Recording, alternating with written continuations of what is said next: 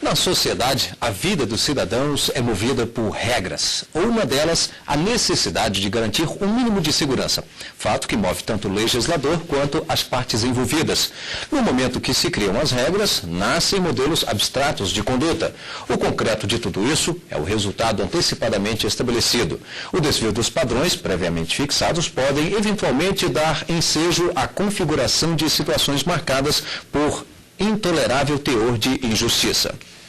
Estas são algumas das afirmações dialéticas que compõem a dissertação da mestre e doutora em Direito pela Universidade Federal de Minas Gerais, UFMG, Helena de Carvalho Gomes. O tema entre o actus e o factum, os comportamentos contraditórios no direito privado.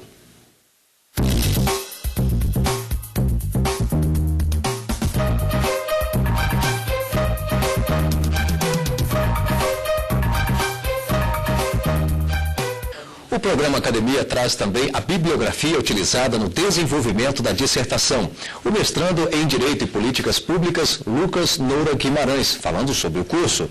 No quadro Teses, as últimas produções acadêmicas das universidades brasileiras que ganharam o mercado editorial. E o perfil de Luiz Rafael Maia, ministro aposentado do STF. Tudo isso no Academia, que começa agora.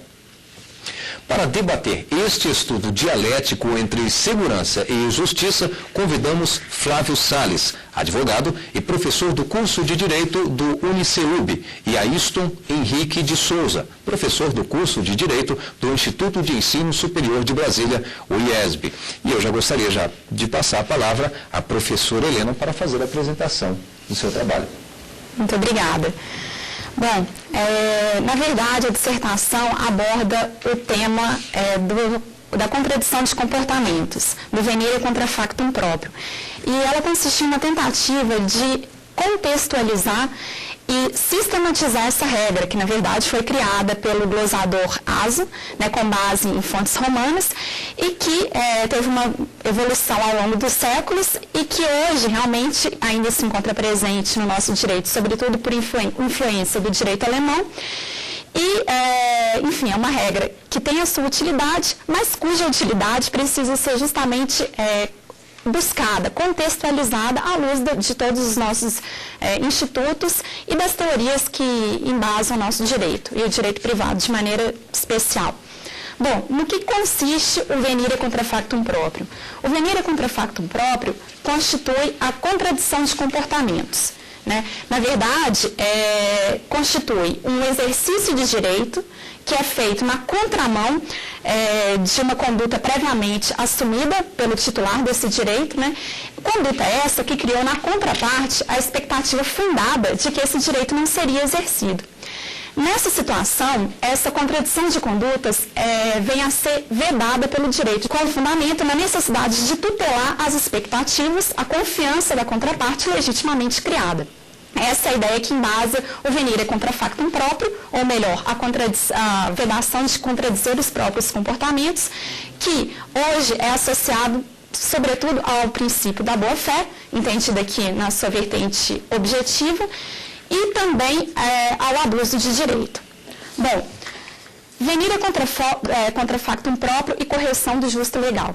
O venire, a vedação de contradizer os próprios comportamentos, assim como outros institutos e outras figuras, como, por exemplo, a teoria da imprevisão, a teoria da base negocial, constitui uma figura que visa a fazer frente a corrigir a rigidez legal.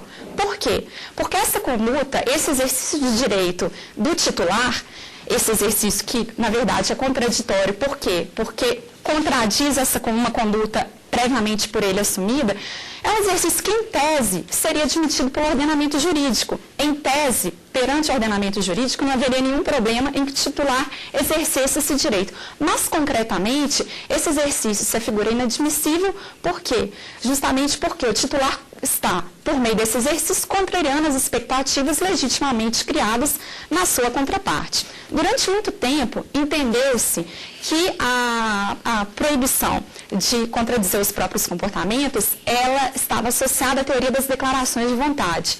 Isso porque se entendia o venire contra factum próprio, isso é, esse exercício contraditório de direito, como uma espécie de renúncia tácita do titular do direito em relação a esse direito que ele agora pretendia exercer. Mas, se assim fosse, a teoria do venire contra factum próprio, ela perderia completamente a sua serventia, porque a renúncia tácita já cumpriria esse papel. Hoje em dia, por essa razão e com o intuito de dar serventia a essa figura, entende-se que o venire contra factum próprio, ele na verdade não tem caráter negocial, ele não constitui uma manifestação de vontade, muito menos tácita. Na verdade, esse comportamento ele é proibido não porque representa uma renúncia por parte do titular do direito em relação a esse direito que ele agora visa exercer, mas sim porque esse comportamento contraria a confiança legitimamente criada na contraparte. Toda essa construção e essa associação da proibição de contradizer os próprios comportamentos a boa-fé objetiva e a tutela da confiança, ela foi feita no âmbito do direito alemão. Essa foi a ideia da tese, tentar sistematizar a ideia do venire contra factum próprio e estabelecer os pressupostos da sua proibição. Né? Quando é que vai ser proibido, quais são os seus efeitos, e essa foi justamente a tentativa de conferir serventia, utilidade a essa figura que deita raízes justamente no período da formação das universidades com os glosadores. Bem, nós vamos falar já da bibliografia utilizada para este trabalho, mas antes eu até gostaria, Eliana, que você comentasse sobre o seu trabalho. A sua dissertação se transformou nesta obra aqui, né, que é da coleção dirigida pelo professor João Batista Vilela, entre o actus e o factum. Pois é. Na verdade, o livro, ele resultou, a minha dissertação, melhor dizendo, ela redundou nesse livro que foi publicado pela editora Del Rey e pela coleção Qualitas. A coleção Qualitas é uma coleção dirigida pelo professor João Batista Vilela, professor emérito da Faculdade de Direito da Universidade Federal de Minas Gerais, e é uma coleção que visa a publicar trabalhos acadêmicos de reconhecida qualidade. Ok, agora sim vamos então conferir parte da bibliografia utilizada nessa dissertação. Da renúncia no direito civil, de José Paulo Cavalcante, publicado pela editora Forense. Teoria dos ilícitos civis, de Felipe Peixoto Braga Neto, editora Del Rey. O mestrando em Direito e Políticas Públicas, Lucas Noura Guimarães, fala sobre o curso e a vida acadêmica. Seu projeto de pesquisa vai ser um projeto que você vai se debruçar sobre ele durante longos 2 anos. Então ele tem que estar bem elaborado, né, com um objeto bem definido, um problema bem definido, suas hipóteses já mais ou menos estabelecidas. E esse é uma base que a gente não tem muito clara na graduação. Então, para elaborar um projeto bom, eu particularmente tive que correr atrás de professores de metodologia, para ter lições à parte com eles, para fazer um bom projeto para ser aceito no processo de seleção. Essa foi a primeira dificuldade, né, o primeiro obstáculo. Uma vez dentro do mestrado, uma dificuldade que eu notei é a de conciliar o tempo do mestrado com o trabalho profissional. Então, precisa ter muita disciplina para dosar as horas de estudo, tentar compatibilizar com o trabalho. E o Academia é um espaço aberto ao conhecimento e quer a sua participação. Entre em contato com a nossa equipe pelo endereço eletrônico academia@stf.jus.br.